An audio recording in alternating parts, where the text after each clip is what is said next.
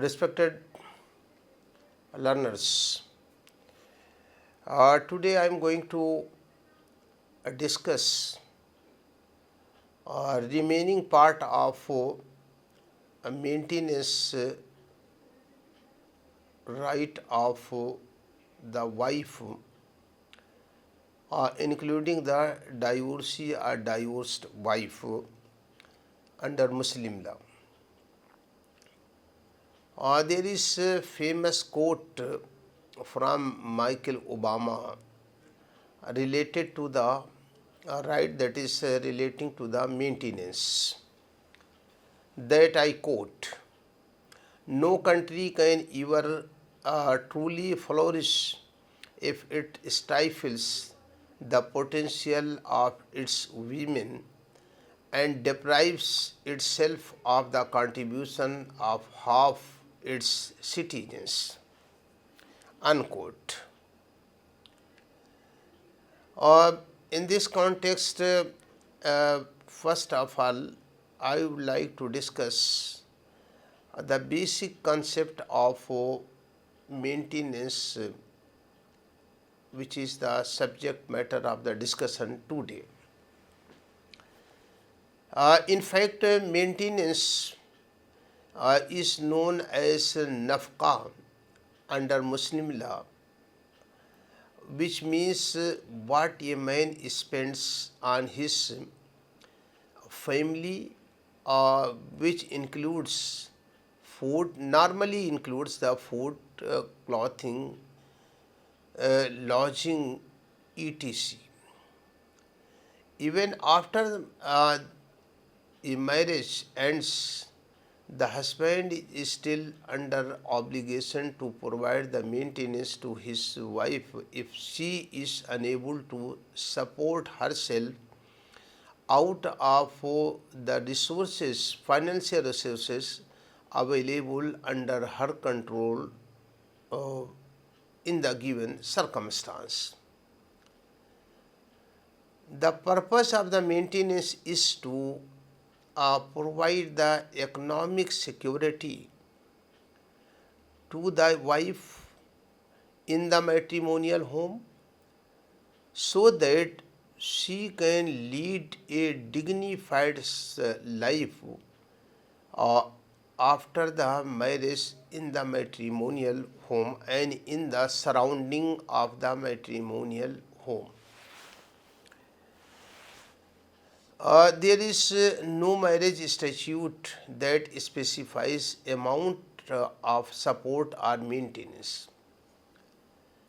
Depending upon the circumstances of the husband and wife, court makes the decision. Circumstances here means the financial means of the husband and the requirement of the wife in the given circumstances. The court normally take the decision as to what may be the maintenance provision for the wife who may be the petitioner in a given case. The husband is required to pay the wife other agreed upon expenses like kharcha-e pandan and some other items in addition to maintenance. Now these things are obsolete in nature up to some extent. So respected learners, in the beginning I have tried to explain what is the maintenance. Maintenance or nafqa is basically is an spousal right. It is a right of a wife of a valid marriage. And as soon as an union of the marriage is concluded by means of the offer by one and the acceptance of the same by the other, it confers a status on the parties one is given the status of the husband and other is given the status of the wife. These are the natural consequences of the formation of the union of the marriage. Means as soon as there is a formation of the union of the marriage in due form, that is by me that there is a offer by one party and there is a acceptance of the offer, and offer and acceptance is with their mutual free consent. So in this form or in this process, by way of this process, if two persons are united with each other, then such union is called as union of the marriage, and under Muslim law this union is basically called as nikah. Nikah is a contract, it is a contract between the two persons of the opposite sexes, and this contract in fact gives rise to some of the important rights, and one of the right flowing from this contract of the marriage is maintenance, which is the exclusive right of the wife of a marriage. At the same time, it is an obligation imposed by law on the husband of a marriage to make the necessary arrangement for the maintenance and support of his wife immediately after the marriage. Therefore, maintenance is a exclusive right of a wife of a marriage, and it is the corresponding duty or obligation imposed by law on the husband to make the necessary arrangement for the maintenance and support, financial support of his wife. The right begins from the day of the marriage and continues throughout the subsistence and continuation of the union of the marriage. So long as the marriage subsists and continue, wife, according to the Muslim law, is entitled to be maintained properly by her husband, irrespective of her financial condition or financial status. Financial condition of the wife is immaterial so far as her right to the right of maintenance is concerned. At the same time, the financial condition of the husband is also immaterial, because Muslim law desires and requires that one who is financially sound will make the arrangement for the maintenance of his wife according to his means, and one who is constrained by the financial means will make the necessary arrangement for the maintenance and support of his wife according to his limitations.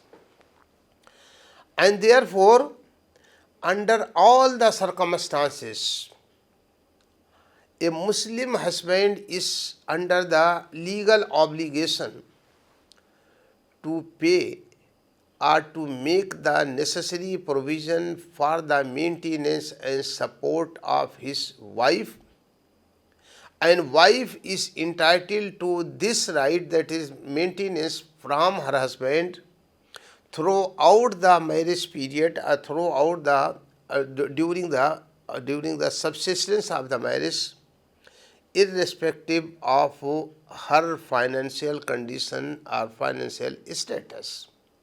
So under Muslim law, wife is entitled to the maintenance simply by virtue of her status, that is the status of the wife, and husband is under obligation to pay the maintenance on demand to the wife, irrespective of his status. He may be poor or he may be rich. If he is not financially so sound, even then he is not absolved of this responsibility. Even out of his limited resources, he has to make the necessary arrangement for the lodging, clothing, food, other maintenance, etc., etc. Therefore, this is a fundamental right of a Muslim wife under Muslim law, that she is entitled to maintenance from her husband from the day of the marriage till the end of the marriage. And this maintenance, the provision for the maintenance aims at to provide a financial security to the wife after the marriage throughout the continuation of the marriage. This is the fundamental right, and this is the fundamental duty of the Muslim husband, to pay the maintenance according to his means to his wife throughout the marriage, from the day of the marriage, so long as marriage subsists and continue. The duty to pay the maintenance will also continue on the husband. And therefore, there is no dispute so far as the maintenance right of a wife during the continuance of the marriage is concerned. All the schools of the Muslim law are in agreement that from the day of the marriage, throughout the period, during the continuance of the marriage, wife is entitled and husband is under the obligation to pay them. There is no dispute. What will be the amount of the maintenance? What will be the quantum of the maintenance? That will be decided by the parties themselves.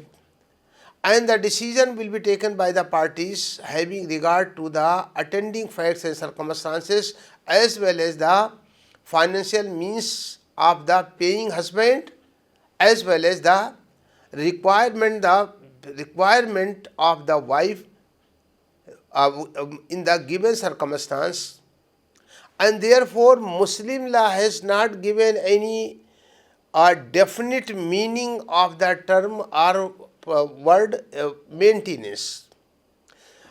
Under Muslim law in the Holy Quran, that simply there is an indication that wealthy will provide according to his means, and the poor will make the arrangement according to his limited resources or according to his financial resources. Means it is left to the parties, and the parties will take the decision what will be the amount of the maintenance. Various factors are to be taken into consideration, and the most dominant factor that will lead to a fair decision is the financial condition of the husband and the requirements of the wife in a given circumstance. Requirement means all those things which are required to a wife in the given circumstance, all the material things which may be necessary in the given circumstance to the wife for her dignified survival. So, and therefore this is a very broader word, means that maintenance will constitute everything, every material item that may be necessary or may be required to a wife in a given circumstance for her dignified survival. And for dignified survival, what are necessary for the dignified survival that will be determined in the light of the attending facts and circumstances. That may include uh, for living of a human being, shelter is required, and therefore shelter is one of the important component of the maintenance under all the legal system. For the living or survival of a human being, food is required. Food means a quality of the food that may be necessary for a good health of the individual in the given circumstance. Now even not only food, even the water. Water means a pure water, not contaminated water. In the same way, food, shelter, and some other item may also be necessary. For example, if the wife was pursuing her education and there is a pursuing that education, then husband will also be required to bear the educational expenses also. If she is having the health issues, yes, of course, the maintenance also includes the provision for the proper treatment of the wife if she is not well, or in order to keep the good health, if some medical consultancy is required, husband should make the necessary arrangement having regard to the health condition of the wife. And therefore, the maintenance means the provision, material provision to be made by the husband immediately after the marriage for his wife, which are indispensable for the dignified survival, for her dignified survival in the given circumstance. Maybe food, maybe lodging, maybe shelter, maybe the medical expenses, maybe the educational expenses, maybe other maintenance expenses.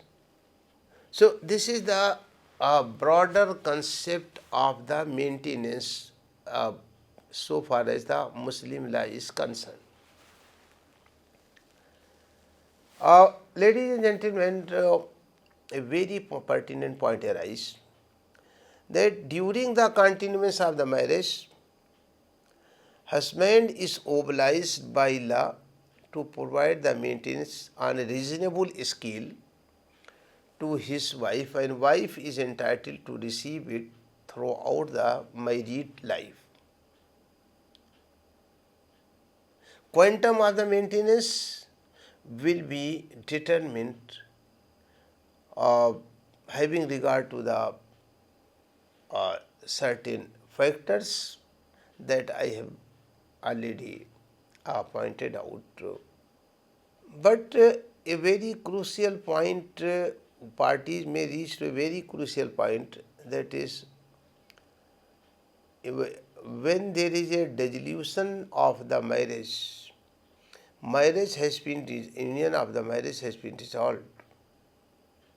Parties have separated from each other finally, putting up away from each other.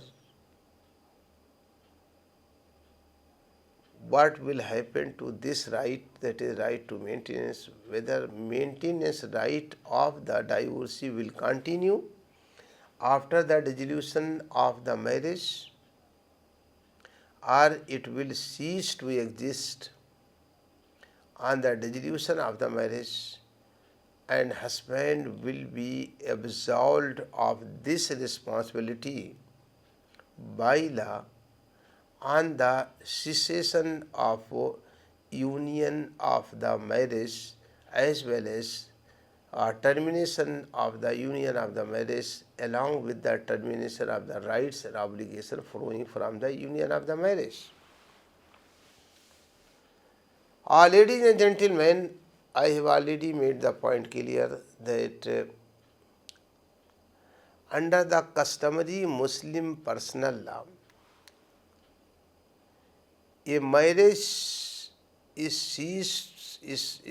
marriage ceases to exist on the expiry of period of iddat, which is normally 3 months or 3 lunar periods after the divorce or after the dissolution of the marriage.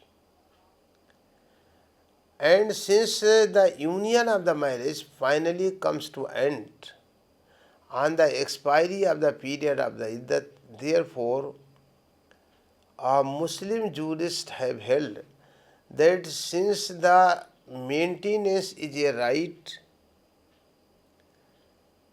of the wife, corresponding obligation on the husband, therefore, when the union or relationship of the marriage ceases to exist on the expiry of the period of the iddat, then all the rights flowing from the union of the marriage will also come to end on the end of the final end of the marriage, that is on the expiry of the period of the iddat.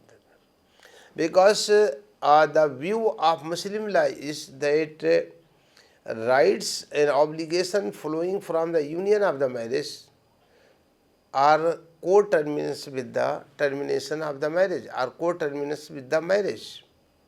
If marriage terminates on a date, on the same date the rights and obligation arising from the union of the marriage will also terminate. Therefore, marital rights are co-terminus with the union of the marriage. This type of the view has been maintained under the Muslim law.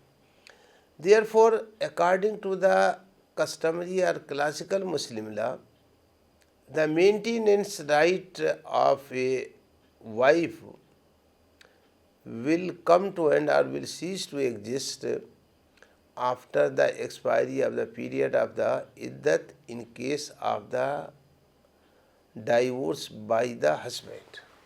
And therefore, the wife will be entitled to the maintenance from her husband after the dissolution of marriage or after her divorce pronounced by the husband upon her only till the expiry of the period of iddat, that may be 3 months or maybe the 3 lunar months. In case the wife is diagnosed as pregnant, then maintenance right will extend up to the delivery of the child, which is normally 6 months or 9 months. And on the expiry of the period of the iddat, whatever may be the period, all the rights will cease to exist, and therefore wife will not be entitled to claim the maintenance from her former husband who has given the divorce to her after the expiry of the period of the iddah. So, after the divorce till the expiry of the period, that is normally 3 months. So, for these 3 months, she will be still entitled to be maintained in the same way and style as she was being maintained before the expiry of the period of the iddah.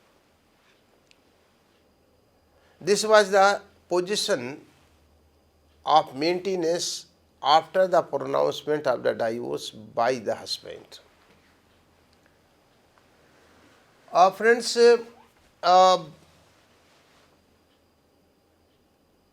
under the old CRPC, there was section 488.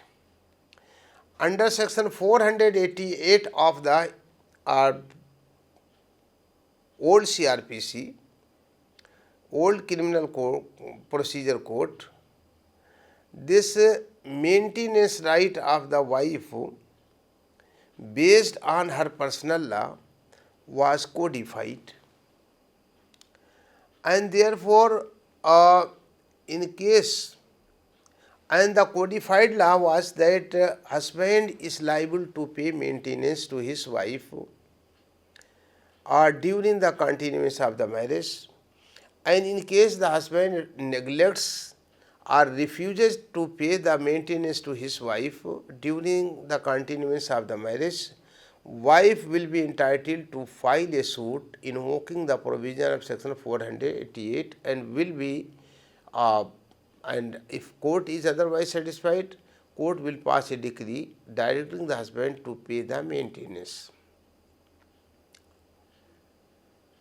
Since the provision of the maintenance codified under section 488 of the CRPC was substantially based on the Muslim personal law, and Muslim personal law basically provides that a wife will be entitled to be maintained by her husband during the marriage on reasonable scale and on the pronouncement of the divorce by husband until the expiry of the period of the iddat, which may be 3 months or 3 lunar months next to the divorce, or it may extend up to the delivery of the child if the wife was subject to the pregnancy. That before say 1973, because in 1973 the CRPC was revised substantially, it was amended substantially. Therefore, before 1973, what was happening, that as and when any wife aggrieved from the husband due to the non-payment of the maintenance to her, approach the court, file a suit under section 488 of the CRPC claiming the maintenance, then the husband would not only contest the maintenance, but at the same time, during the pendency of the suit, the husband would pronounce the divorce upon his wife and thereby will dissolve the marriage in order to get the rid from the liability of the maintenance, because he was well aware that in case of the divorce, the wife will be entitled to the maintenance according to the provision of 488 only to the extent of the period of the iddat, and therefore the period of the iddat will come to an end after 3 months. Therefore, from the date of the divorce on the expiry of the 3 months, the story will come to an end and the suit would become infructuous. The husband will pay maintenance only till the period of the iddat, and then he will move the application that since the marriage has been finally dissolved, she is no more wife, relationship of the marriage ceased to exist. Since the relationship ceased to exist, therefore all the rights flowing from the union of the marriage, including the maintenance, has ceased to exist on the expiry of the period of the iddat, and therefore the husband would pay up to the iddat, and after the period of the iddat, the petition for maintenance itself becomes the infructuous or useless, because there was no point of contesting the matter further, because parties were knowing that court are bound to award the maintenance only till the period of the iddat, and after the period of iddat there is no provision providing for the maintenance, and therefore that suit will become infructuous itself. So, a data was collected, and from the data collected, it was made crystal clear that this provision of 488 was being misused by the husband in most of the cases in order to deprive the wife of the maintenance from him. In 1973, when CRPC was amended, section 488 was also replaced by section 125 of the CRPC. And section 125 of the CRPC is a general law applicable across the religion, maybe Hindu or maybe Muslim. The remedy codified under section 125 was made available across the religion to the wives. And section 125 to section 127, they are the most important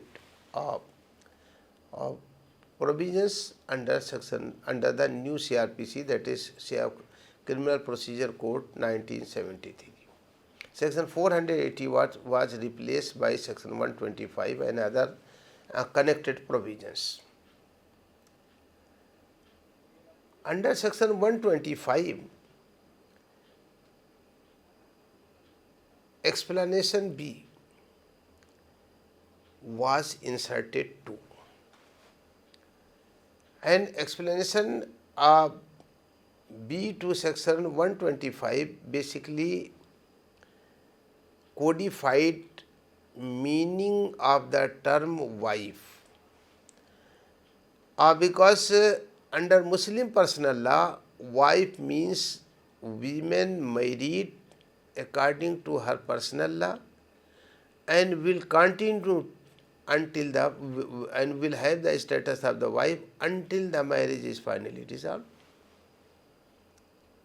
So according to the classical Muslim law, a woman will cease to exist after divorce for all purposes as wife on the expiry of the period of the iddat.